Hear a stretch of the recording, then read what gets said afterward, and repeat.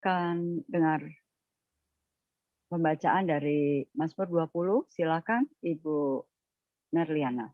Terima kasih Bu Cinta. Salam Bu Cinta. Shalom Bu. Mas Terto, salam Bu Ana, salam Bapak Ibu semua yang hadir di live Zoom dan di live YouTube dan yang akan menonton siaran ulang kita ini. Puji Tuhan, kembali kita membaca firman Tuhan dari kitab Mazmur 20 ayat 1 sampai 9. Demikian firman Tuhan. Untuk pemimpin biduan Mazmur Daud. Kiranya Tuhan menjawab engkau pada waktu kesesakan. Kiranya nama Allah Yakub membentengi engkau. Kiranya dikirimkannya bantuan kepadamu dari tempat kudus dan disokongnya engkau dari Sion. Kiranya diingatnya segala korban persembahanmu dan disukainya korban bakaranmu. Selah. Kiranya diberikannya kepadamu apa yang kau kehendaki dan dijadikannya berhasil apa yang kau rancangkan. Kami mau bersorak-sorai tentang kemenanganmu dan mengangkat panji-panji demi nama Allah kita. Kiranya Tuhan memenuhi segala permintaanmu. Sekarang aku tahu bahwa Tuhan memberi kemenangan kepada orang yang diurapinya dan menjawabnya dari sorganya yang kudus dengan kemenangan yang gilang gemilang oleh tangan kanannya. Orang ini memegahkan kereta dan orang itu memegahkan kuda, tetapi kita bermegah dalam nama Tuhan Allah kita. Mereka rebah dan jatuh, tetapi kita bangun berdiri dan tetap tegak. Demikian firman Tuhan. Terima kasih Bu Nerliana. Silakan Ibu Sarma, Mazmur 21. Baik, saya lanjutkan pembacaan firman yang berikutnya. Tuhan, karena kuasa-Mu lah Raja bersukacita, betapa besar kegerangannya karena kemenangan yang daripadamu. Apa yang menjadi keinginan hatinya telah kau karuniakan kepadanya, dan permintaan bibirnya tidak kau tolak. Sebab engkau menyambut dia dengan berkat melimpah. Engkau menaruh mahkota dari emas tua di atas kepalanya. Hidup dimintanya daripadamu. Engkau memberikannya kepadanya. Dan umur panjang untuk seterusnya dan selama-lamanya. Besar kemuliaannya karena kemenangan yang daripadamu. Keagungan dan semarak telah kau karuniakan kepadanya. Ya, engkau membuat dia menjadi berkat untuk seterusnya. Engkau memenuhi dia dengan sukacita di hadapanmu. Sebab raja percaya kepada Tuhan. Dan karena kasih setia yang maha tinggi, ia tidak goyang. Tanganmu akan menjangkau semua musuhmu. Tangan kananmu akan menjangkau orang-orang yang membenci engkau. Engkau akan membuat mereka seperti perapian yang menyala-nyala. Pada waktu engkau menampakkan diri, ya Tuhan. Murka Tuhan akan menelan mereka, dan api akan memakan mereka. Keturunan mereka akan kau binasakan dari muka bumi, dan anak cucu mereka dari antara anak-anak manusia. Apabila mereka hendak mendatangkan malapetaka atasmu, merancangkan tipu muslihat, mereka tidak berdaya. Ya, engkau akan membuat mereka melarikan diri. Dengan tali busurmu engkau membidik muka mereka. Bangkitlah ya Tuhan di dalam kuasa-Mu. Kami mau menyanyikan dan memasyurkan keperkasaanmu. Terima kasih Bu Sarma. Silakan Pak Agus, Roma 8 ayat 1 sampai 18. Terima kasih Bu. Shalom. Shalom Pak Agus. Kita baca firman Tuhan dari Roma 8 ayat 1 sampai dengan 18. Hidup oleh Roh. Demikianlah sekarang tidak ada penghukuman bagi mereka yang ada di dalam Kristus Yesus. Roh yang memberi hidup telah memerdekakan kamu dalam Kristus dari hukum dosa dan hukum maut. Sebab apa yang tidak mungkin dilakukan hukum Taurat karena tak berdaya oleh daging telah dilakukan oleh Allah dengan jalan mengutus anaknya sendiri dalam daging yang serupa dengan daging yang dikuasai dosa karena dosa ia telah menjatuhkan hukuman atas dosa di dalam daging, supaya tuntutan hukum Taurat digenapi di dalam kita, yang tidak hidup menurut daging, tetapi menurut roh. Sebab mereka yang hidup menurut daging memikirkan hal-hal yang dari daging. Mereka yang hidup menurut roh memikirkan hal-hal yang dari roh. Karena keinginan daging adalah maut, tetapi keinginan roh adalah hidup dan damai sejahtera. Sebab keinginan daging adalah perseteruan terhadap Allah, karena ia tidak tertakluk kepada hukum Allah. Hal ini memang tidak mungkin baginya. Mereka yang hidup dalam daging tidak mungkin berkenan kepada Allah, tetapi kamu tidak hidup dalam daging, melainkan dalam roh, jika memang roh Allah diam di dalam kamu. Tetapi jika orang tidak memiliki roh Kristus, ia bukan milik Kristus. Tetapi jika Kristus ada di dalam kamu, maka tubuh memang mati karena dosa, tetapi roh adalah kehidupan oleh karena kebenaran. Dan jika roh Dia yang telah membangkitkan Yesus dari antara orang mati diam di dalam kamu, maka Ia yang telah membangkitkan Kristus Yesus dari antara orang mati akan menghidupkan juga tubuhmu yang fana itu oleh rohnya yang diam di dalam kamu. Jadi saudara-saudara, kita adalah orang berhutang, tetapi bukan kepada daging, supaya hidup menurut daging. Sebab jika kamu hidup menurut daging, kamu akan mati. Tetapi jika oleh roh kamu mematikan perbuatan-perbuatan tubuhmu, kamu akan hidup. Semua orang yang dipimpin roh Allah adalah anak Allah. Sebab kamu tidak menerima roh perbudakan yang membuat kamu menjadi takut lagi, tetapi kamu telah menerima roh yang menjadikan kamu anak Allah. Oleh roh itu kita berseru, ya Abba, ya Bapa. Roh itu bersaksi bersama-sama dengan roh kita, bahwa kita adalah anak-anak Allah. Dan jika kita adalah anak, maka kita juga adalah ahli waris. Maksudnya orang-orang yang berhak menerima janji-janji Allah, yang akan menerimanya bersama-sama dengan Kristus, yaitu jika kita menderita bersama-sama dengan Dia, supaya kita juga dipermuliakan bersama-sama dengan Dia.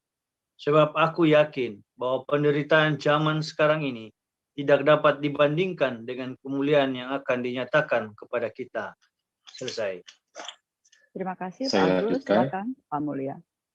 Ya, sebab dengan sangat rindu seluruh makhluk menantikan saat anak-anak Allah dinyatakan.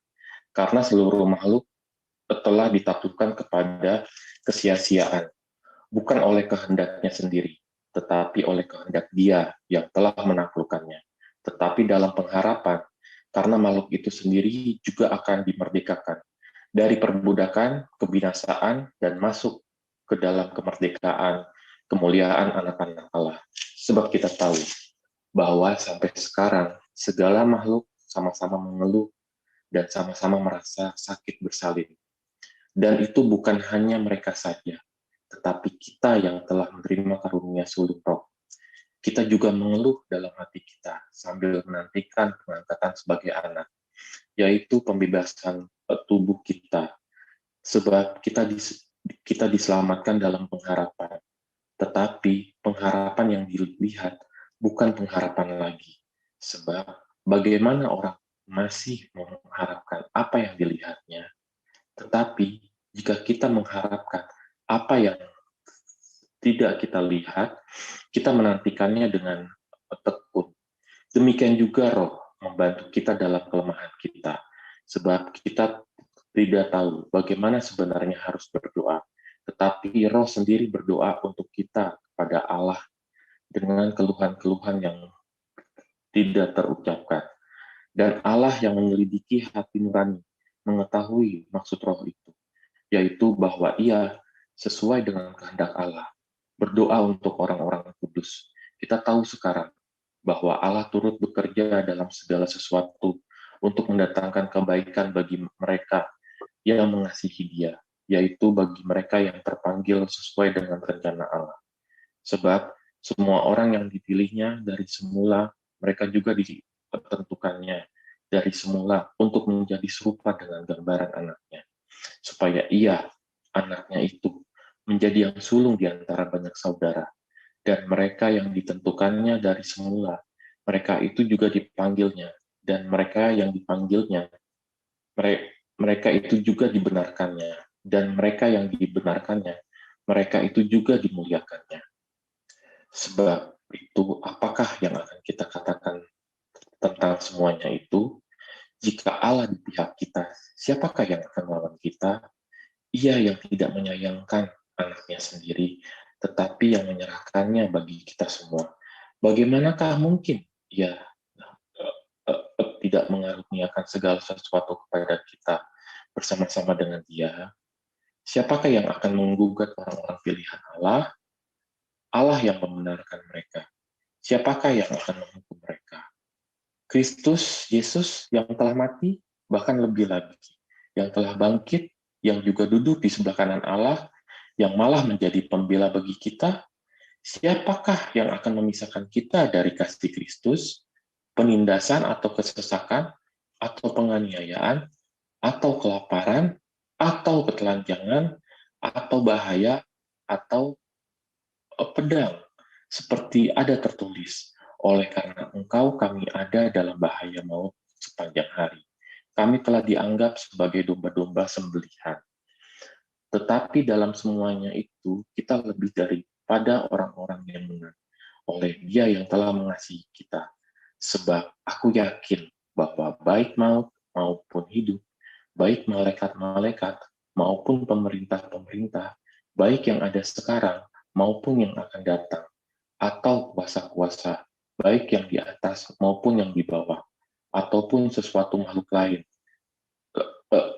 tidak akan dapat memisahkan kita dari kasih Allah yang ada dalam Kristus Yesus Tuhan kita. Demikian firman Tuhan. Terima kasih, Pak Mulia.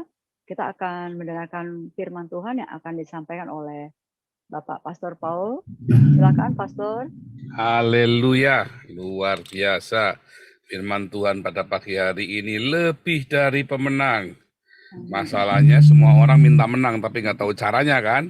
Akhirnya cuma retorika lagi. Mau lebih dari pemenang, nyanyinya mah cinggerak-cinggerak. Tapi tetap aja kalah, nyanyinya lebih dari pemenang, cinggerak-cinggerak. Kita lebih dari pemenang, tapi utangku banyak sekali, tapi aku minta-minta terus. Kalah terus, saudara. Yang berzina terus, yang selingkuh terus, nggak menang-menang, saudara. Yang musuhan terus, ya kan, yang ribut terus, geger terus. Kapan menangnya ya? Kapan menangnya coba? Saya kasih satu kondisi utopia. Utopia itu apa? Utopia itu cuman ngimpi kamu ya, idealnya begitu, kepenginannya begitu.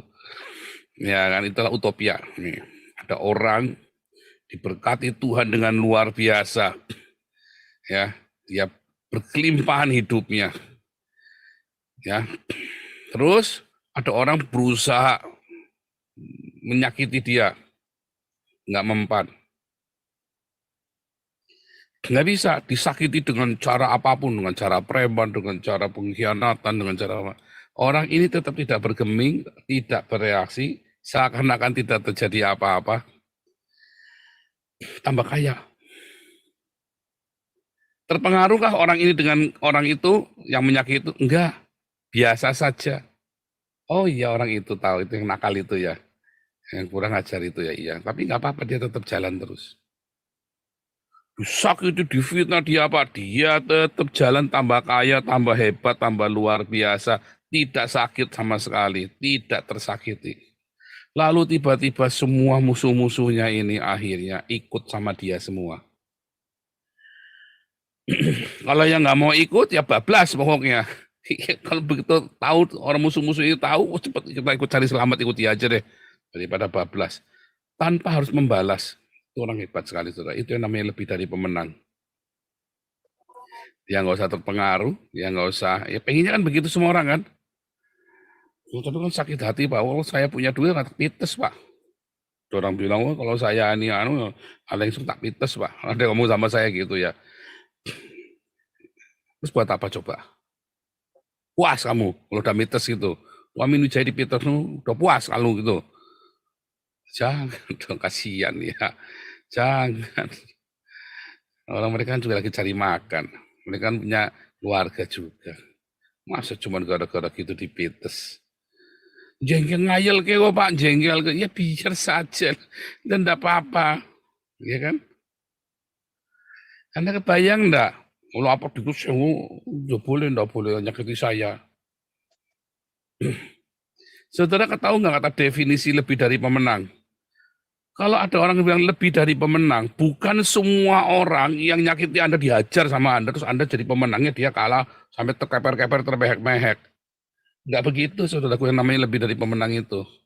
Yang namanya lebih dari pemenang itu, Anda tidak perlu memilikinya kalah. Kemarin sudah belajar ya.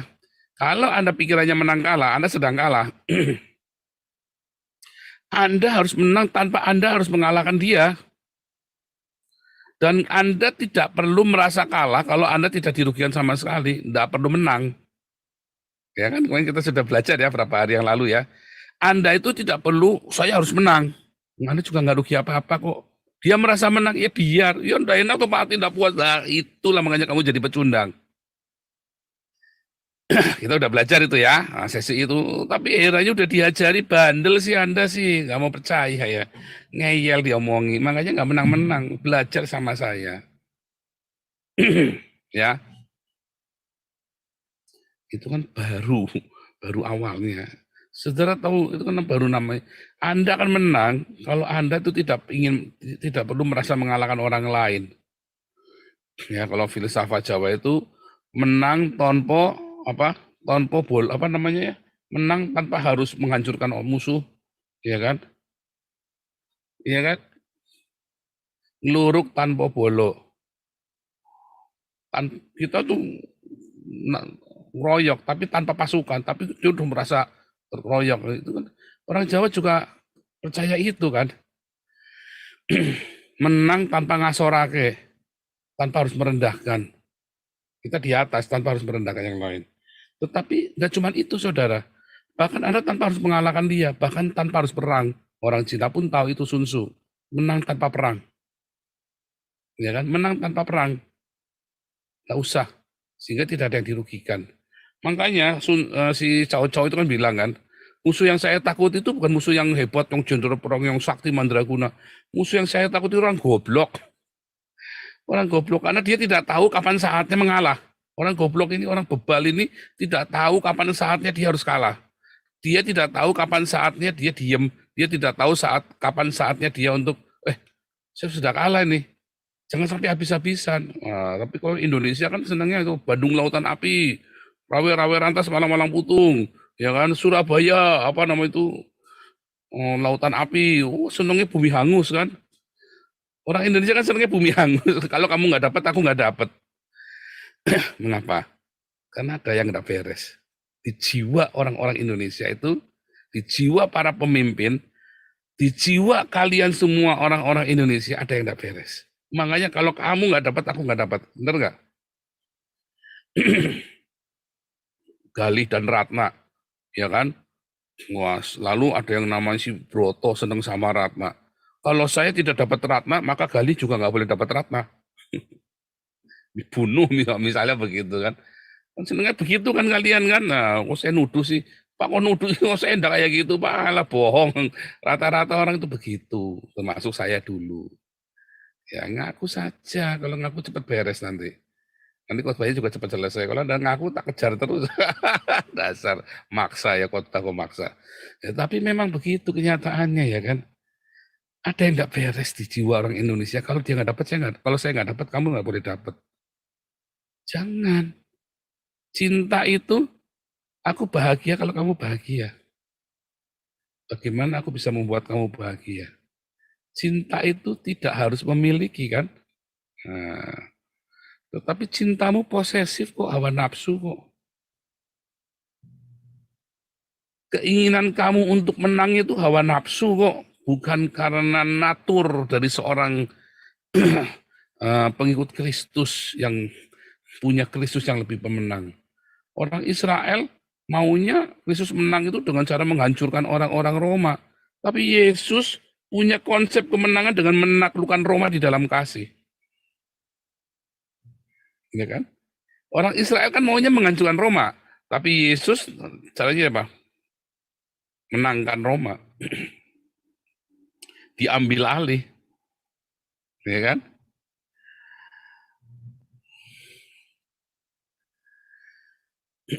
Nyatanya sampai hari ini orang Yahudi yang jadi pemenang ya. Anda mau terima mau enggak, hari ini orang Yahudi yang jadi pemenang kan? Tetap orang Yahudi yang jadi pemenang sampai hari ini. Ribuan tahun dengan pertarungan ditindas di apa, tetap orang Yahudi jadi pemenangnya. Cuma orang Yahudinya juga bebal kan? Di saat sebelum sekarang kan bebal mereka. Maunya itu tadi, menangnya itu dengan daging mereka, memuaskan hawa nafsu mereka. Kami ingin minta raja seperti orang-orang lain lah. Itu tadi kerajaannya adalah kerajaan dunia. Nah, Anda ingin membangun kerajaanmu kok, makanya beda. Kamu tidak akan merasakan doa Bapa kami itu. Anda nggak ngerti, nanti kapan-kapan kita belajar doa Bapa kami ya. Bapa kami yang di surga, dikuduskanlah namamu, datanglah kerajaanmu, jadilah kehendakmu. Kamu nggak mau kok, kamu maunya kerajaanku yang berdiri, kamu maunya kehendakmu yang jadi kok. Iya kan? Jujur saja. Makanya Anda tidak berkemenangan yang sejati. Doamu minta menang, doamu memohonkan kemenangan, tetapi kamu tidak menang. Karena definisimu menang kalah itu kalau kamu hutangmu lunas. Kamu dapat duit banyak buat melunasi hutang. Definisi kamu menang adalah ketika nama baikmu dipulihkan. Definisimu menang adalah ketika kamu lolos dari semua masalah. Definisi menang adalah ketika kamu sembuh dari sakit. Kalau mati, berarti kalah. Definisi menang, definisi yang sama sekali bukan di dalam definisinya Allah. Wah, kalau gitu saya nggak mau jadi Kristen, Pak. Susah, Pak. Nggak enak, Pak. Nah, itu dia. Definisi menangmu saja sudah beda dengan Tuhan kok. Kerajaanmu kok, yang kamu ingin bangun kan kerajaanmu kan. Kalau kamu punya nama baik, punya reputasi, hutangmu lunas semua, masalahmu selesai semua, kamu punya sehat, kamu punya semua aman, jaya, makmur, itu definisi kamu menang kan? Itu kerajaanmu. Tapi kalau kerajaan Allah, beda banget. Kerajaan Allah itu bagaimana?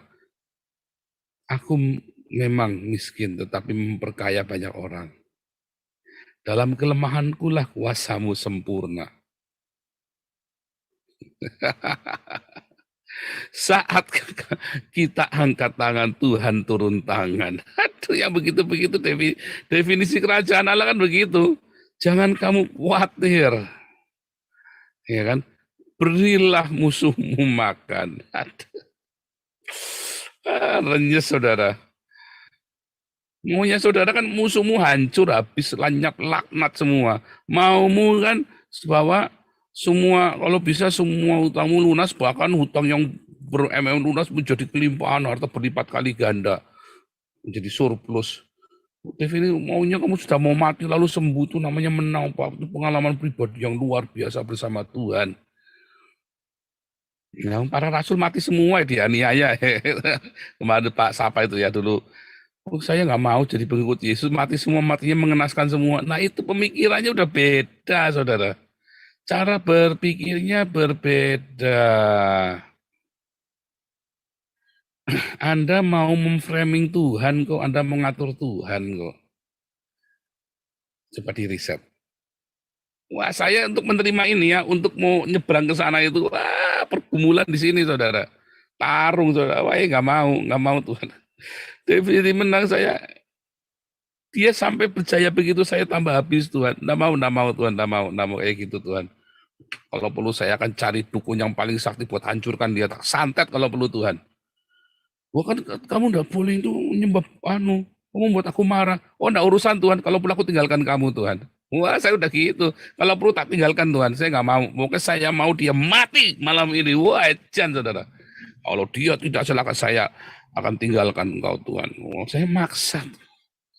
Dan Tuhan diamkan. Diam, akhirnya Tuhan saya minta pertolonganmu. Tapi dengan caraku Tuhan ya, janji ya. Tuhan bilang, gundulmu peang.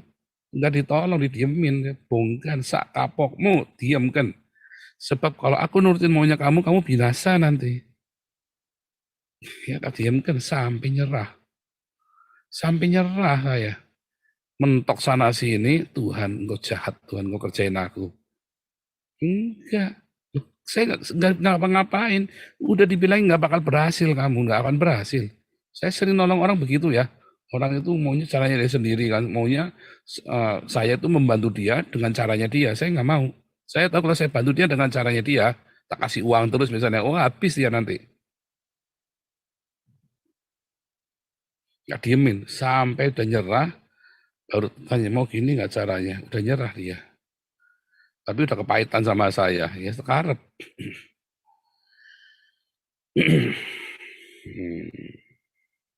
Banyak orang begitu ya, banyak orang begitu. Tapi saudara saya kasih tahu Anda ya, cara Tuhan itu sangat berbeda. Anda akan terkejut. Anda kudu tiap hari ikuti imun pagi, pelajari cara Tuhan bekerja. Definisi kemenangan dalam Tuhan, kalau Anda ngerti definisi kemenangan itu sebenarnya lebih dari pemenang. Anda tidak harus menghancurkan musuh-musuhmu yang begitu kurang ajar biadab laknat itu. Anda tidak harus ya bahwa pasti Anda harus sembuh. Bahkan ketika mati pun Anda menang. Ketika Anda rugi pun Anda menang, Anda sedang menang. Karena hidup ini kan hanya sepenggalah dari kekekalan kan. Ya. Makanya banyak orang-orang yang mati dalam kemenangan. Ketika iblis itu membunuh Yesus, ketika orang-orang ini membunuh Yesus, mereka merasa menang. Mereka tidak tahu bahwa sebetulnya Yesus memang harus mati. Kalau Yesus mati, maka itulah kemenangan. Karena Yesus di dalam persimpangan, dia mau binasakan orang-orang ini, atau dia mau tebus orang-orang ini kan, dengan kematiannya dia kan, di Getsemani itu kan.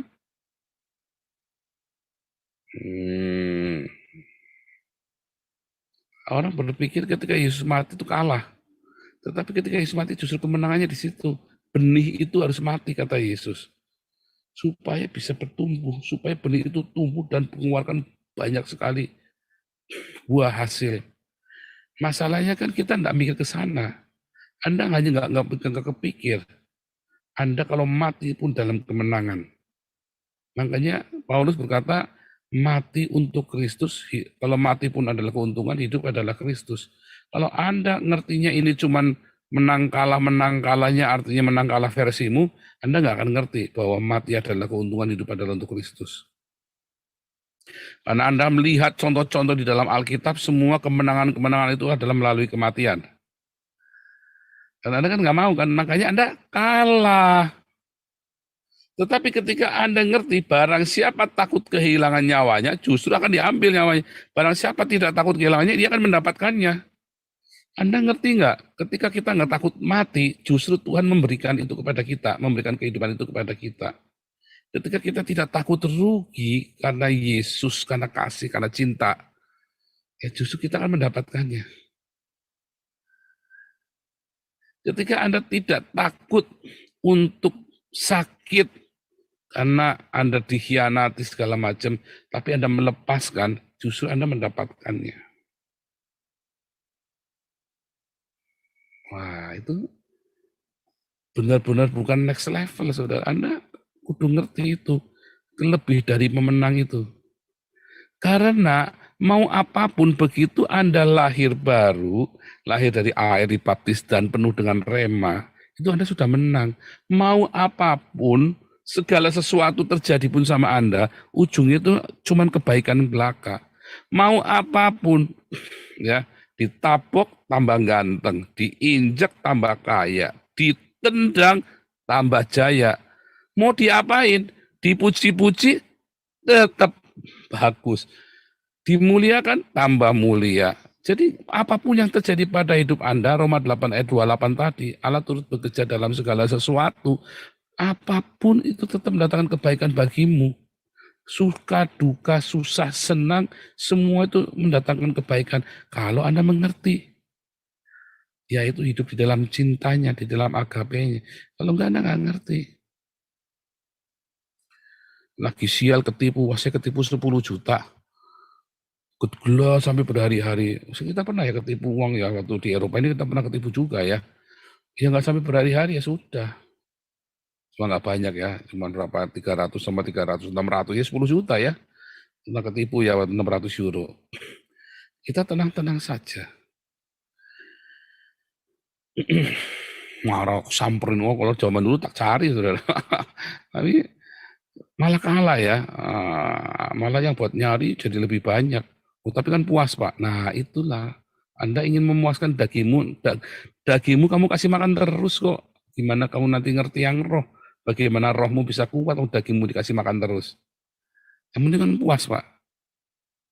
Jangan yang penting puas. Jangan ya. Disitulah kamu kalah, disitulah kamu sedang kalah. Karena ketika sistem di dalam hidupmu, kan kita semua hidup dalam satu sistem, ya, yang jasmani dan yang rohani. Yang jasmanimu kuat, ya, maka kamu sedang kalah. Ketika dagingmu, hawa nafsumu itu kuat, kamu sedang kalah, ya. Dan seluruh dunia mencari cara bagaimana menekan hawa nafsu. Orang puasa, orang Islam dengan cara menunda makan. Bukan puasa orang Islam yang menunda makan. Mutar balik jam biologis, pagi jadi malam, malam jadi pagi, siang jadi malam, malam jadi siang ya. Orang Buddha dengan cara apa? Nggak makan daging. Orang Hindu juga. Orang Kristen dengan cara apa? Nunda makan, nunda sarapan. Kita puasa ya saudara. Yuk kita besok doa puasa jam berapa? Jam berapa saudara? Jam 12. Tolong semua sudah makan di rumah ya. Anda doa puasa buka jam 12, tolong semua sudah buka puasa dari rumah masing-masing. Anda buka puasa jam setengah 12 pas sebelum berangkat doa puasa, itu namanya nunda sarapan dul. Puasa itu 24 jam, makan cuma sekali. Ya, lawang Anda, itu orang dengan segala macam cara untuk mengalahkan kedagingannya dia, salah semua. Intinya dari menang kalah, ya Anda mau menang dan kalah ya di dalam kehidupan ini. Anda mau menang? Nah, saya share screen dulu ya.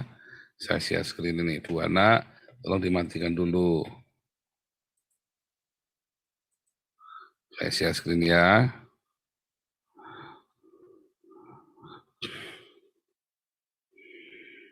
Ini dalam kelas apologetik ya tentang dosa. Tujuanmu apa sih? Tujuan kita? Ya tujuan hidup ini kurang berapa menit? Oke, 5 menit ya, simpel ya. Simpel aja nih. Tujuan hidup kita apa sih? Tujuan hidup kita kan menghadirkan kerajaan Allah kan.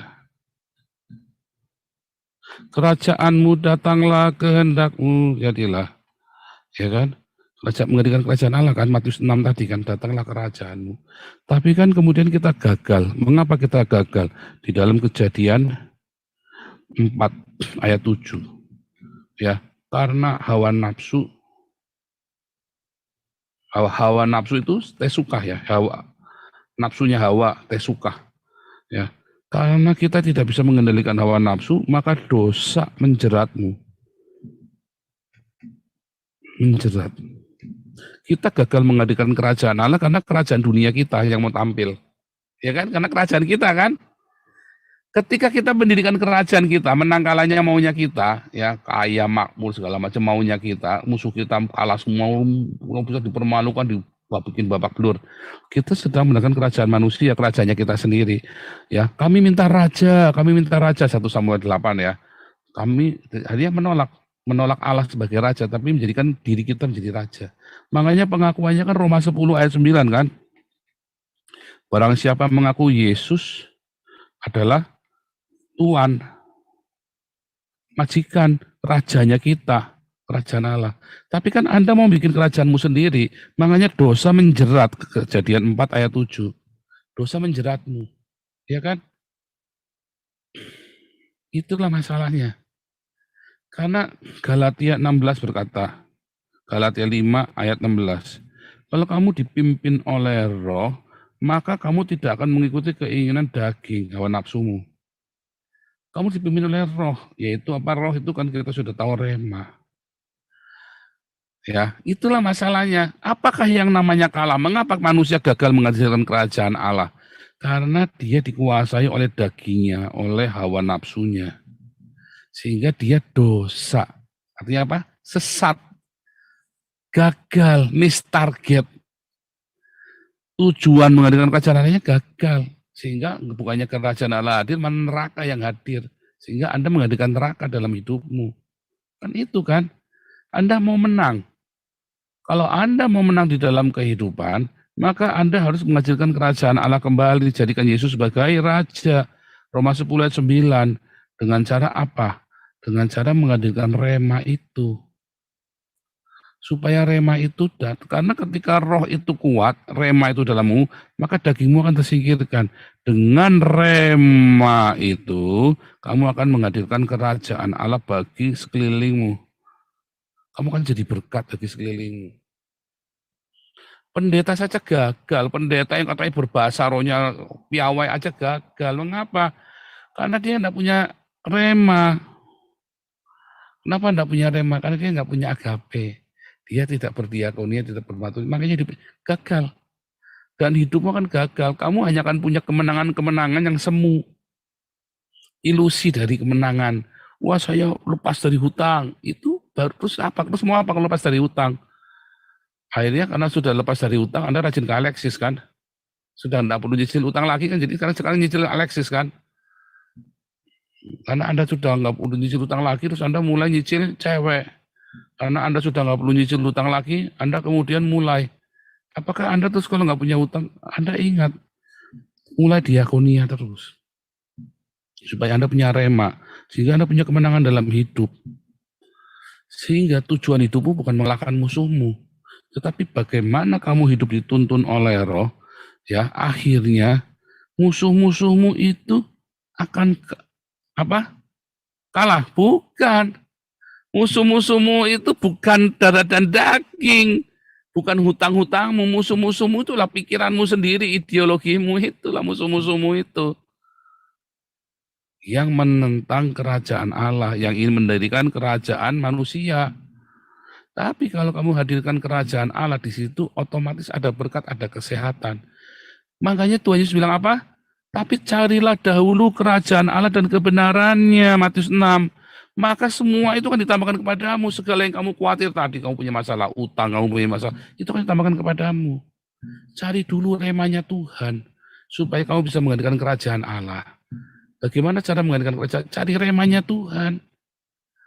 Ya, lalu dengan rema itu Anda menghadirkan kerajaan Allah. Ketika Anda kasih makan orang miskin, ketika Anda kasih tumpangan, Pak, saya penghasilannya cuma 2 juta sebulan, tidak cukup Pak, buat makan semua. Tetap Anda bisa. Makin Anda hidupnya mepet, maka Anda memberi itu makin besar pemberianmu di hadapan Tuhan. Anda gaji 20 juta sebulan, lalu Anda diakonia 1 juta. Ini kan cuma 0,5, cuma berapa? 0,5%. Cuma 5% kan? Ya kan? Tapi kalau Anda 2 juta gajinya, ya, lalu Anda kasih 500.000 buat diakonia, ini kan sama dengan 25%, saudara. Coba ini 1 juta, ini 500.000. Yang ini 25% cuma 5%. Dan Tuhan Yesus bilang kan, waktu ada orang ngasih persembahan itu, janda miskin ini cuma ngasih 2 logam, 2 keping saja, 2 keping logam. Tapi dia memberikan yang terbanyak daripada yang lain. Karena yang lain memberi di dalam kelimpahannya, dan dia memberi di dalam kekurangannya. Bahkan seluruh nafkah hidupnya. Makanya si janda itu menjadi hidup di dalam yang dipuji, yang dianggap berkenan. Jadi jangan bilang kalau Anda lagi kekurangan Anda bisa diakonia. Tidak mungkin, bisa. Karena Anda akan mencari kerajaan Allah. Di situ Anda mencari kerajaan Allah dan kebenarannya. Saya tidak suruh selalu kasih damari, ya. Cuman jangan kasih ke Gilbert pokoknya. Ya, karena Anda sedang ditipu. Langsung kasih ke orang miskin. Ya, kalau perlu setiap hari Anda bungkus nasi bungkus 1. Anda berkeluarga 5 orang, ya, papa, mama, anak 3. Kalau perlu nambahin 1, tiap pagi Anda bungkus 1 nasi bungkus yang masih hangat, kasihkan. Kalau Anda lewat di tempat kerja, bungkusin 1. Setiap hari Anda bawa 1 nasi bungkus buat kasih ke orang miskin. Kalau hidupmu kemepet, kamu akan melihat terobosan Tuhan dalam hidupmu. kamu akan melihat terobosan Tuhan. Kamu akan hidup lebih dari pemenang. Karena kamu sedang menghadirkan kerajaan Allah buat orang itu. Orang-orang yang menghadirkan kerajaan Allah, maka dia adalah orang-orang yang membawa kemenangan bersama dengan dia. Carilah kerajaan Allah dan kebenarannya. Ulangi ya. Carilah kerajaan Allah dan Sadek. Ya, Melki Sadek. Ini dari Malak dan Sadek. Ini menjadi sedekah. Ya. Diakonia kan? Carilah kerajaan Allah dan ini. Maka semuanya, kekhawatiranmu, hutang-hutangmu, Tuhan beri terobosan. Tanpa kita meminta, tanpa Anda kudu mikir. Ya sudah, namanya punya hutang, jalani saja prihatin. Tapi nggak usah dipikir. Ya jalani, ya dicicil hutangnya. Tapi nanti akan ada kemudahan-kemudahan gimana caranya. Kalau Anda hidup di dalam, sekarang lagi dalam sakit penyakit yang luar biasa, ya nanti Tuhan akan berikan kemenangan yang luar biasa, yang cara Tuhan yang tidak Anda pikirkan. Ya, yang Anda nggak pernah pikir loh. Yang akan berakhir semuanya happy ending. Ya, coba deh kalau Anda percaya. Tuhan Yesus memberkati. Silakan Bu Cinta.